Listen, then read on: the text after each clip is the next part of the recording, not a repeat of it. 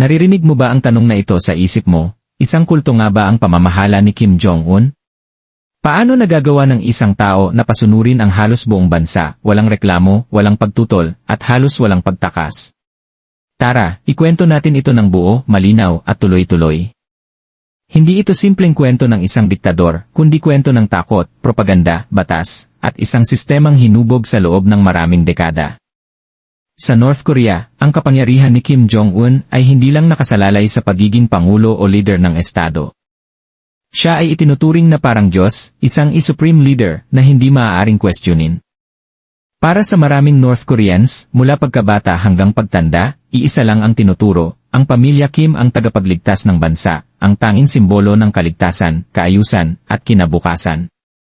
Kaya kung tatanungin natin kung kulto nga ba ito, maraming eksperto ang magsasabi, may mga katangian itong kahawig ng isang relihiyosong kulto, pero pinalakas ng estado, militar, at batas. Balikan natin ang pinagmulan. Ang ugat ng kapangyarihan ni Kim Jong-un ay nagsimula sa kanyang lolo na si Kim Il-sung, ang unang leader ng North Korea matapos ang ikalawang digmaang pandaigdig. Siya ang itinanghal bilang Eternal President. Hanggang ngayon, kahit patay na, opisyal pa rin siyang presidente sa papel. Ang kanyang mukha ay nasa bawat bahay, paaralan, at opisina.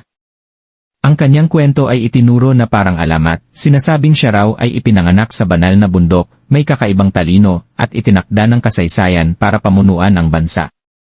Pagkatapos niya ay ang ama ni Kim Jong-un na si Kim Jong-il. Siya naman ang pinalakas ang propaganda, kontrol sa media, at takot. Dito lalo pang humigpit ang sistema. Ang gutom noong 1990 na pumatay ng milyong tao ay sinisi hindi sa gobyerno kundi sa mga dayuhang kaaway.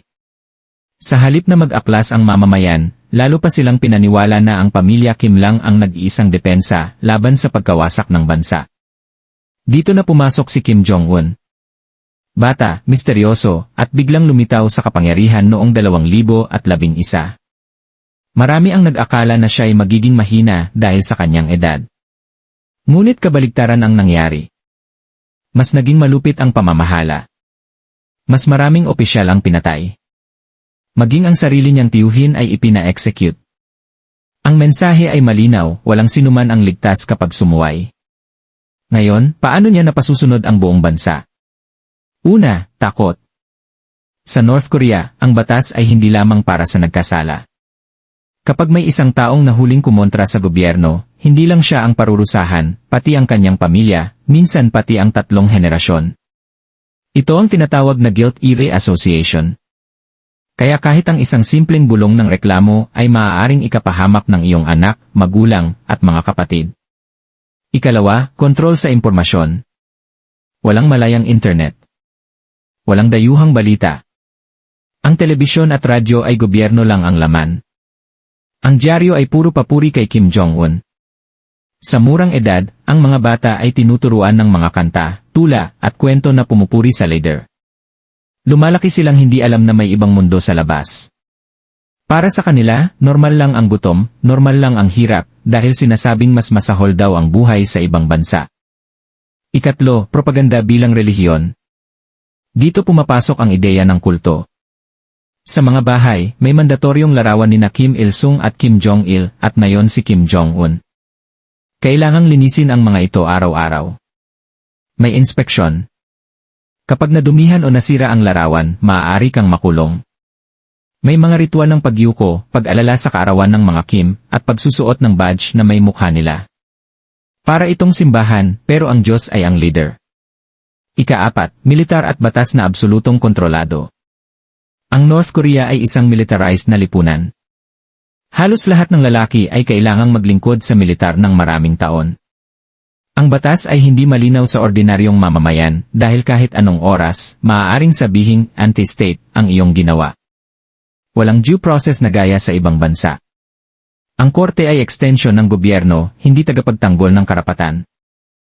Ano nga ba ang mga batas sa ilalim ni Kim Jong-un? May mga batas laban sa panonood ng foreign media. Ang panonood ng Korean drama mula South Korea ay maaaring magresulta sa pagkabilanggo o kahit kamatayan. May batas laban sa paggamit ng slang ng South Korea. May batas laban sa pagsusuot ng hindi angkop na buhok o damit.